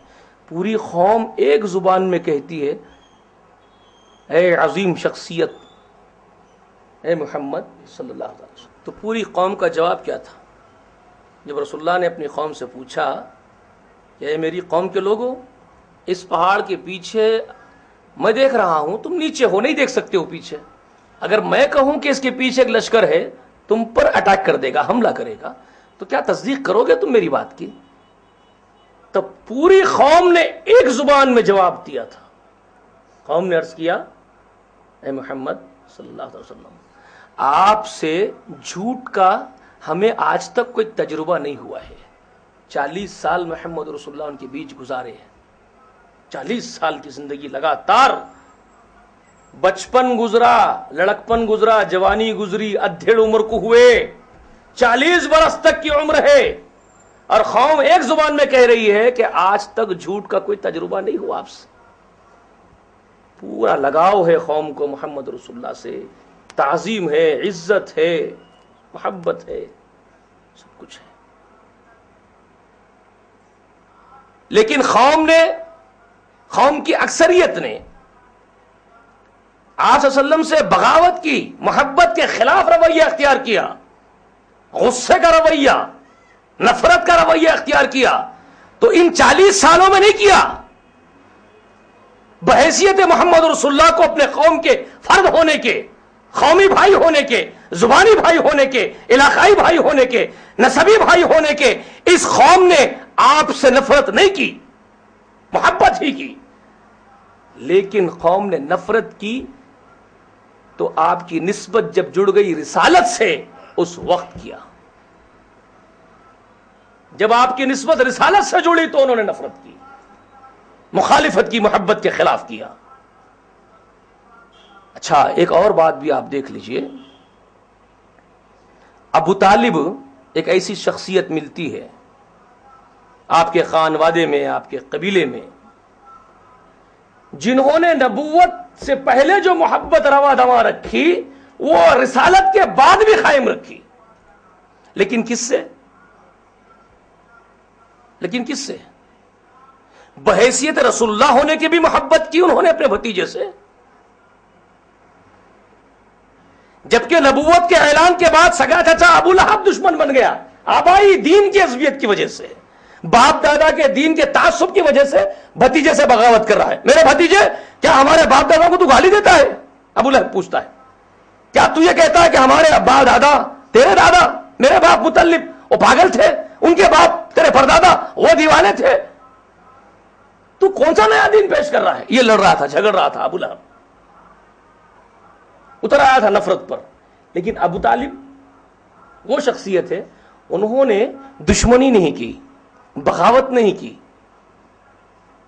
اور روڑے نہیں اٹکائے، ظلم نہیں ڈھائے محمد رسول اللہ پر، بلکہ ظالموں کے خلاف چٹان بن کے محمد رسول اللہ کے لیے ڈیفنس کرتے ہوئے کھڑے ہو گئے. لیکن کس سے محبت کی؟ بھتیجے سے محبت کی. بار بار کہتے تھے میرا بھتیجا میرا لخت جگر ہے، میرے باپ کی امانت ہے میرے پاس، اگر کوئی میرے اس بھتیجے پر آنکھ بھی اٹھائے تو سب سے پہلے اسے مجھ سے نمٹنا ہوگا. چٹان بن کے کھڑے ہو جاتے تھے اور کہتے تھے بھتیجے جب تک تو میں زندہ رہوں گا، میری سانس میں سانس رہے، تو بے فکر رہے، تجھ پر آنچ نہیں آنے دوں گا.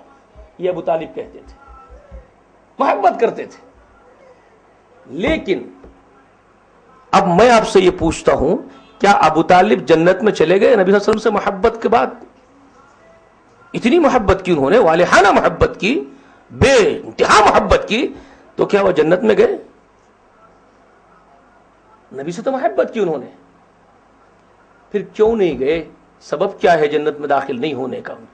جبکہ محبت تھی ان کو، اور صرف ان کو رسول اللہ سے محبت نہیں، خود محمد رسول اللہ کو چچا سے محبت تھی، والہانہ اٹوٹ محبت تھی چچا سے. جی دونوں ایک دوسرے سے محبت کر رہے ہیں.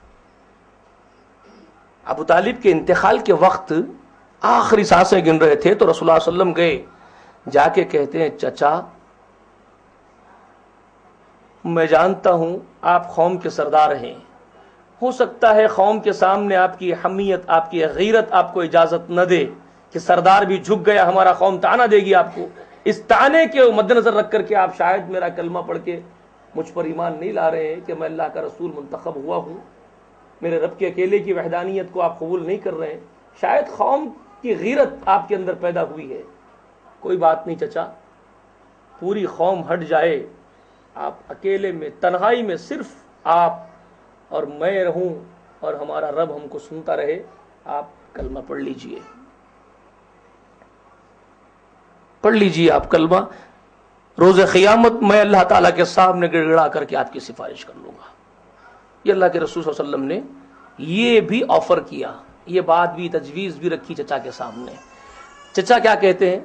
بھتیجے اس بات کو رہنے دو، بھتیجے اس بات کو تم رہنے ہی دو، اس کو مت چھیڑو. یہ ممکن نہیں ہے کہ میں تمہارا کلمہ پڑھوں، میں اپنے آبا اور اجداد کے دین کو، اپنے باپ دادا کے دین کو نہیں چھوڑ سکتا بھتیجے، میں نہیں چھوڑوں گا. یہ بات انہوں نے پیش کی. اللہ کے رسول کا دل مضطرب، بے چین، وعلیکم السلام، ہے نا؟ رسول اللہ کا دل، قلب مضطرب ہے، بے چین ہے، امنگیں مار رہا ہے، ٹھاٹے مار رہا ہے چچا کی محبت کے لیے. سرچار طلب ہے کہ میرا چچا کلمہ پڑھ لے اور اللہ کے عذاب سے بچ جائے. لیکن آیت کریمہ کا نزول ہوتا ہے، نبی کی اس والہانہ محبت کا جواب اللہ تعالیٰ دے رہے عرش سے. کیا کہتے ہیں؟ انک لا تہدی من احببت ولکن اللہ یہدی من یشاء. اللہ اپنے نبی کی اس محبت کو محسوس کرتے ہیں عرش پر، تو یہ جواب دیتے ہیں فرشتے کے ذریعے، انک لا تہدی من احببت، اے محمد میرے نبی، میرے محبوب، اگرچہ کہ تیرے دل میں تیرے چچا کی محبت کا طوفان اٹھا ہے، مگر تیری محبت کسی کو ہدایت کی توفیق نہیں دے سکتی. تو جسے چاہے میرے حبیب ہدایت نہیں دے سکتا. واضح اللہ نے بیان کر دیا، انک لا تہدی من احببت، تو جس کو محبت کرے تو ہدایت نہیں دے سکتا ہے نبی.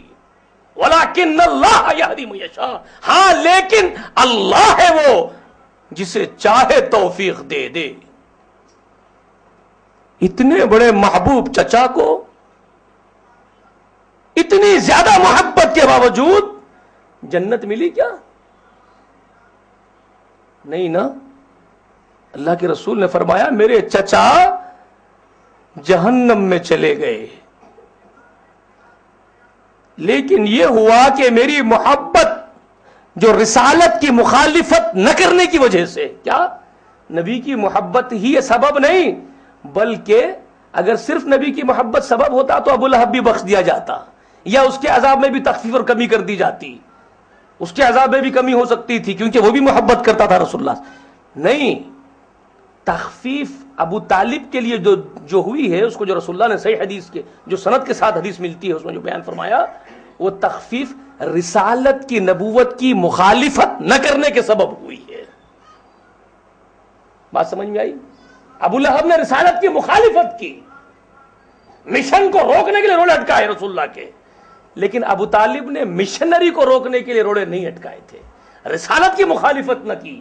تو اس رسالت کی مخالفت نہ کرنے کے سبب عذاب میں جو تخفیف ہوئی ہے اس کا ذکر کیے محمد رسول اللہ صلی اللہ علیہ وسلم، اور فرماتے ہیں کہ میرے چچا کے عذاب میں جو تخفیف ہوئی ہے زندگی بھر رسالت کا ساتھ دینے کے لیے، وہ تخفیف کا کیا عالم ہے؟ عذاب کی کمی کا عالم کیا ہے؟ اللہ اکبر، ذرا دیکھیے، سب سے کم، سب سے جہنم کا ہلکا عذاب کہ جہنم کے اندر آگ کے جوتے ان کو اللہ تعالیٰ پہنا دے گا. جہنم کے جوتے، آگ کے جوتے پہنائے جائیں گے، جس کی گرمی کا یہ عالم ہوگا ٹیمپریچر کا کہ اس جوتوں کی تپش سے، اس کے ٹیمپریچر، اس کی گرمی سے ان کا دماغ پگھل کے ناک سے، حلق سے، ان کے نچلے حصے سے ٹپکتا رہے گا. یہ جاری رہے گا ان پر عذاب، اور یہ سب سے ہلکا عذاب ہے جہنم کا.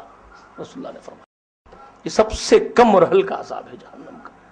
لیکن جہنم کا عذاب تو ہوا جبکہ وہ محبت کرتے تھے محمد رسول اللہ سے، لیکن جہنم میں گئے. اور دوسری طرف اللہ کی توفیق کا معاملہ دیکھیے، عجیب و غریب ہے جی. وَلَٰكِنَّ اللَّهَ يَهْدِي مَن يَشَاءُ، اللہ جسے چاہے ہدایت دے دیتا ہے جی. کون؟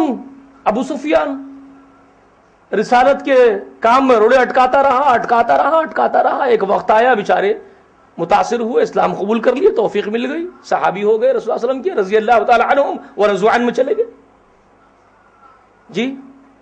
وہ خالد بن ولید 70 صحابہ کے ذمہ دار، شہادت کے، قتل کے ذمہ دار ہے صحابہ کے. وہ رسول اللہ علیہ وسلم کے دندان مبارک شہید ہونے کے ذمہ دار ہے. دھکا پہنچا اسلام کو، لیکن اللہ تعالیٰ کا معاملہ، اللہ نے چن لیا، پسند کر لیا، محبوب بنا لیا، سیف اللہ کا لقب مل گیا، اللہ کے ننگی تلوار بن گئے، جنت کے سپہ سالار بن گئے جی.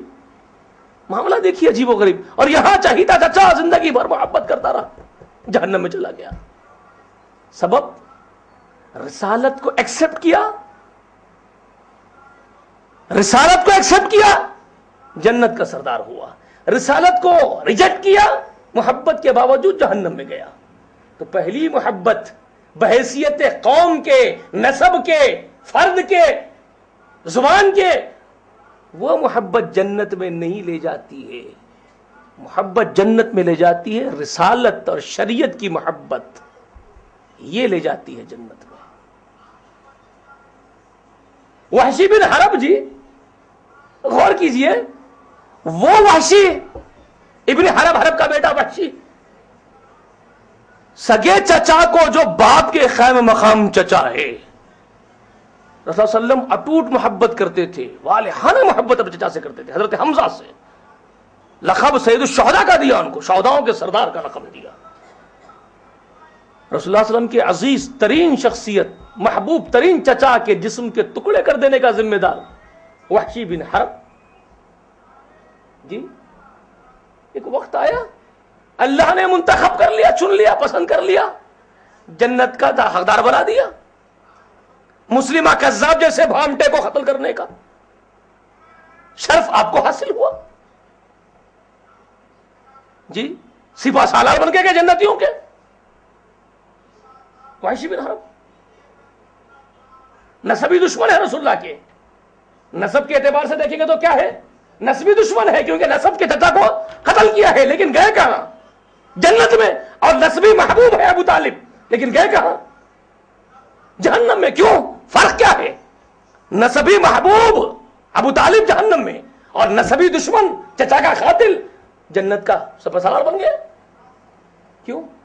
رسالت کو قبول کیا، رسالت سے محبت ہو گئی دل میں، جنت پہ چلا گیا. رسالت سے محبت نہ ہوئی، جہنم میں چلا گیا. تو یہ فرق ہے ان دو محبتوں کا. بات سمجھ میں آئی؟ واضح ہو گئی نا بات؟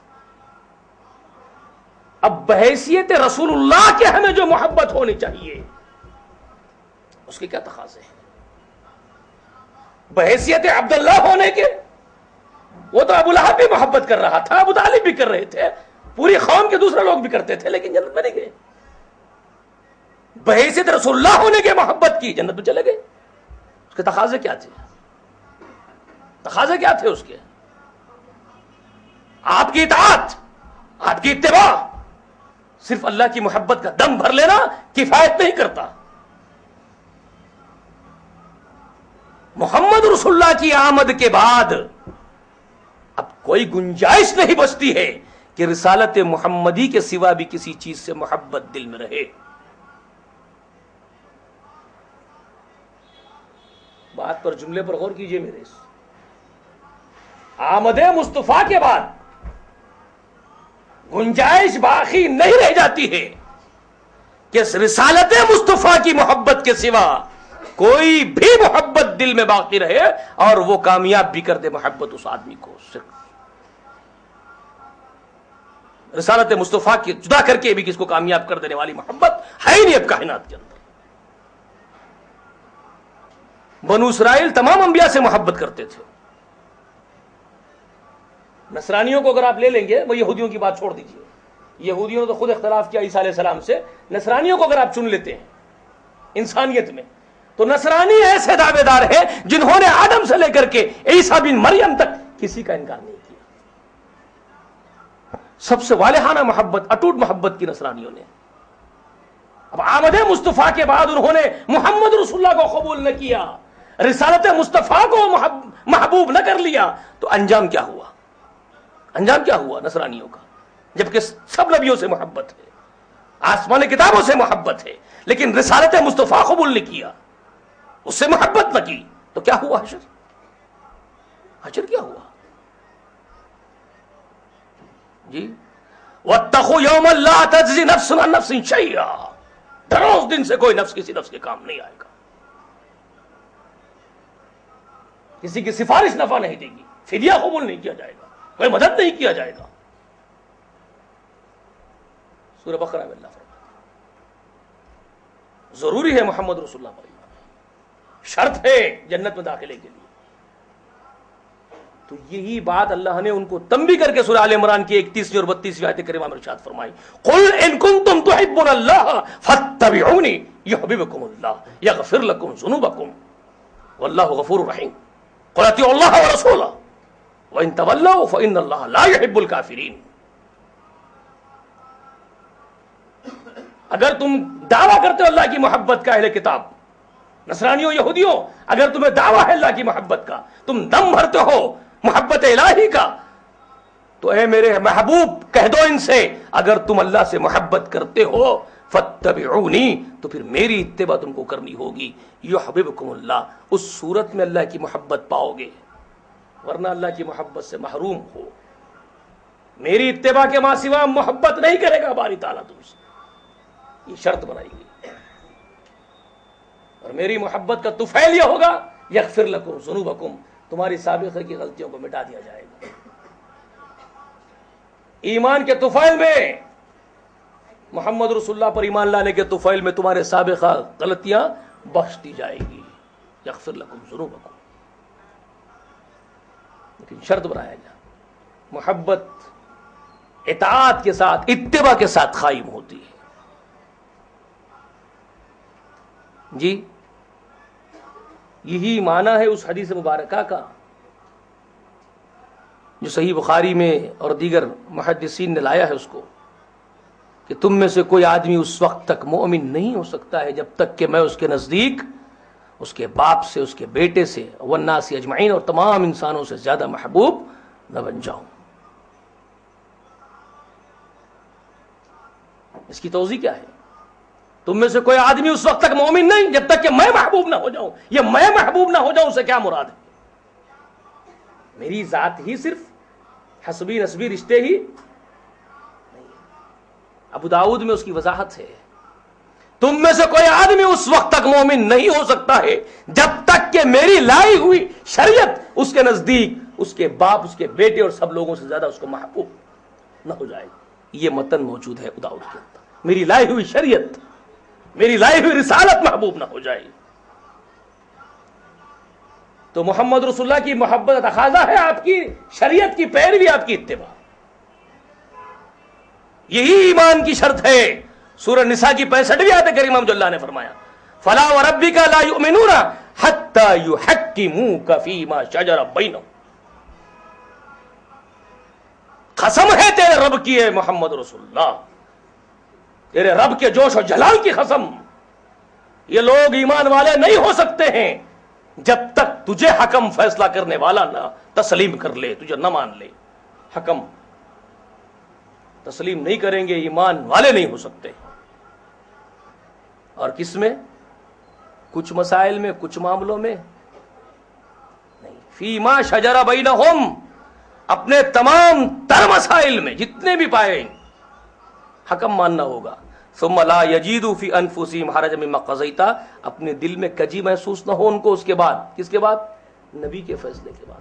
کھٹکا بھی نہیں ہونا چاہیے، اے کاش کہ میرے نبی نے جو فیصلہ کیا وہ میری مرضی کے مطابق ہی ہو جاتا تو اچھا تھا. کھٹکا بھی اگر آ گیا، یہ نہ ہو کہ یہ ہوتا تو اچھا تھا، یہ کھٹکا بھی اس کو ایمان سے خارج کر دے گا.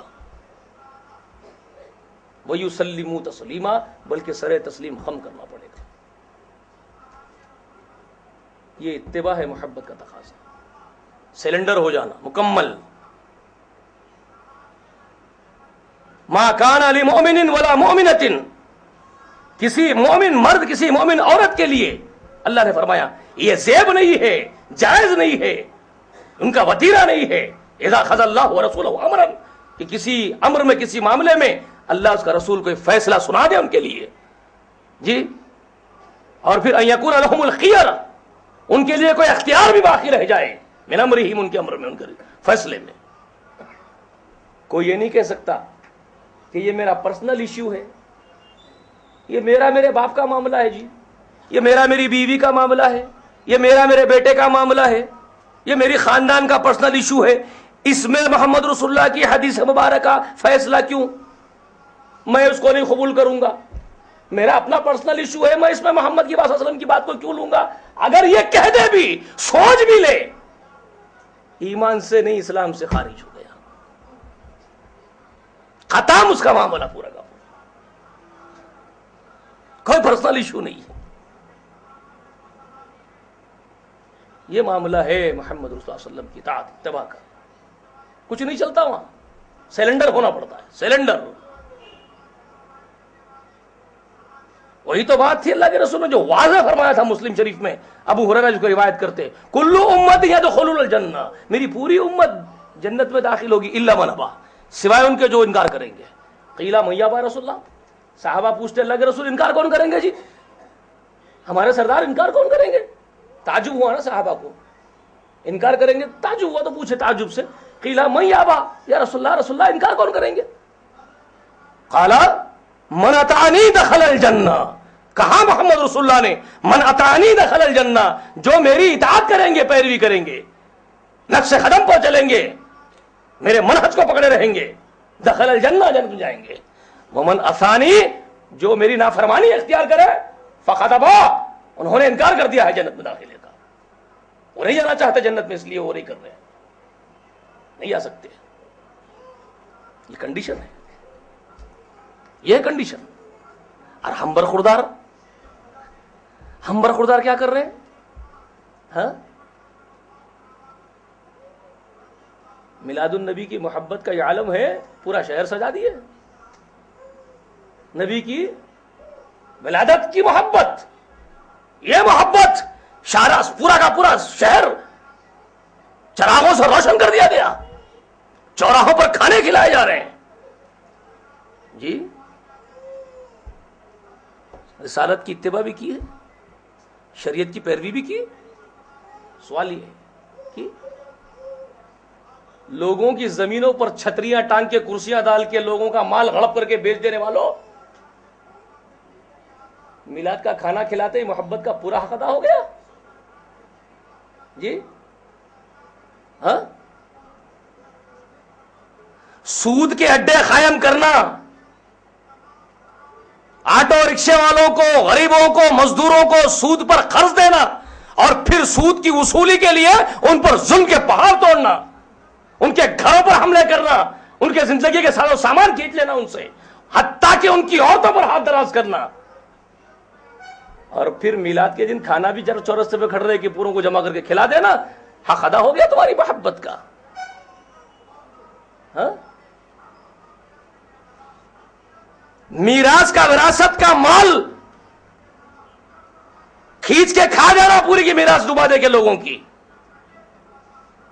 یتیموں کا مال کھا جانا. یتیم بھتیجے ہیں، اس کا بھائی کو چھوڑا میراث، وہ بھی کھا دے. اور نبی کے نام پر جلسہ منعقد کر لیا، شہر کو روشن کر دیا، جھنڈے لے کے ناچ لیا. حق ادا ہو گیا محبت رسول کا جی. راستے پر لوگوں کو کھانا کھلانے والا دوسرے دن صبح اٹھ کے پڑوسی کو گالی دیتا ہے آستین چڑھا کے، تیری ماں کی، تیری بہن کی، پڑوسی کو گالی دیتا ہے، اور یہ محبت رسول کا دعوے دار ہے؟ جی یہ دعوے دار ہے محبت رسول کا؟ اس نے حق ادا کر دیا ہے محبت کا، تقاضا پورا کر دیا اس نے اس محبت کا؟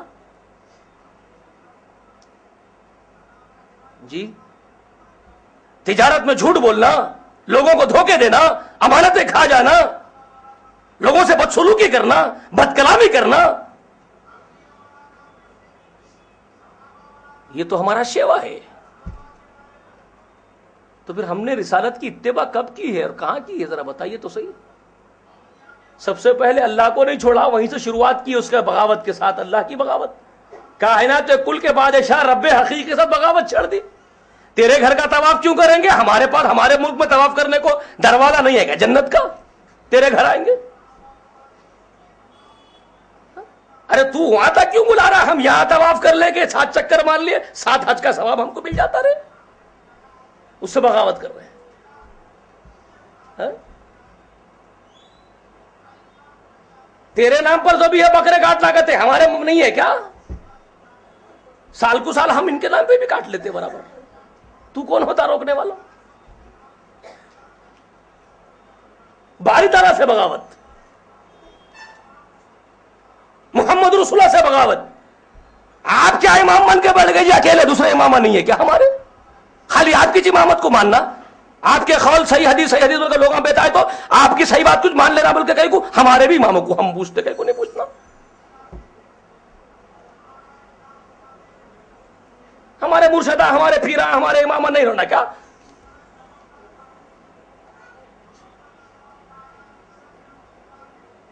یہ محبت ہے بغاوت کی، جھوٹی غداری کی محبت؟ کیا تقاضا ہے محبت کا؟ ذرا سوچے تو صحیح۔ محبوب کے سامنے محبوب کی بات آ جائے اور وہ چو چرا بھی کر سکتا ہے محبوب؟ ہاں؟ محدث پیش کر رہا ہے یہ میرے محبوب کی آقا کی بات ہے، پوری سند کے ساتھ آئی ہے، اب محبوب کا کیا عالم ہوگا؟ وہ تو سرنڈر ہو جائے گا۔ اب اس کے آگے چو چرا اگر مگر ہیلے کرنے والا محبوب شمار ہوگا؟ وہ تو اور محبت سے سرشار ہوا ہے، کسی اور ہی محبت میں ڈوبا ہے، اسی لیے تو اس محبت کے لیے اس محبت کو فدا کرنے چلا ہے۔ جی کوئی اور ہی محبت کا رنگ اس پر چھلک رہا ہے، اس پر محبت مصطفیٰ کا رنگ ہی کب چھلک رہا ہے؟ مجھے بتائیے۔ اگر ہوتا تو وہ چون چلا کیوں کرتا؟ اگر مگر کیوں کرتا؟ وہ تو مصطفیٰ کی بات آتے ہی یہ میرے جان رحمت مصطفیٰ کی بات گلے سے لگا لیتا، عمل پیرا ہو جاتا۔ وہ مخالفت کر رہا ہے تو اس بات کی دلیل ہے کہ وہ کسی اور ہی محبت میں ڈوبا ہے۔ بات سمجھ میں نہیں آئی؟ کچھ گھمائے پھرا کے تو نہیں بول رہا نا، واضح واضح چیزیں ہیں میرے بھائی۔ تو ہم کو اللہ تعالیٰ اس بات کی توفیق دے کہ ہم ہمارے سردار سے والہانہ اور سچی محبت کرنے والے بنے، ہم اس محبت سے سرشار ہو کر کے اللہ تعالیٰ کا قرب حاصل کرنے والے بن جائیں۔ اللہ تعالیٰ ہماری لغزشوں اور کوتاہیوں کو ہماری اس محبت کے طفیل میں معاف فرما دے، ہماری اطاعت اور اتباع کے طفیل میں بخش دے۔ ہماری غلطیاں بحیثیت بشر ہونے کی ہوتی تو بشری تقاضے ہیں، اللہ تو معاف کرنے والا غفور رحیم ہے۔ ہمارے دلوں میں اتباع کا جذبہ ہے، اللہ اس جذبے کو پروان چڑھا، اطاعت کو اور آگے بڑھا دے۔ اے اللہ لغزشوں کوتاہیوں کو معاف کر دے، یہی ہماری دعائیں ہیں۔ اے اللہ ہمارے سردار نے ہمارے حق میں یعنی امتیوں کے حق میں جو خیر تجھ سے مانگا ہے، اے اللہ وہ خیر ہمیں عطا فرما۔ اے اللہ جس شر سے امت کے لیے آپ نے پناہ مانگی، اے اللہ اس شر سے ہم کو محفوظ کر لے۔ آمین وآخر دعوانا ان الحمد للہ رب العالمین۔ السلام علیکم ورحمۃ اللہ وبرکاتہ۔ كتاب الله يهذبنا العمل به، كتاب الله يهذبنا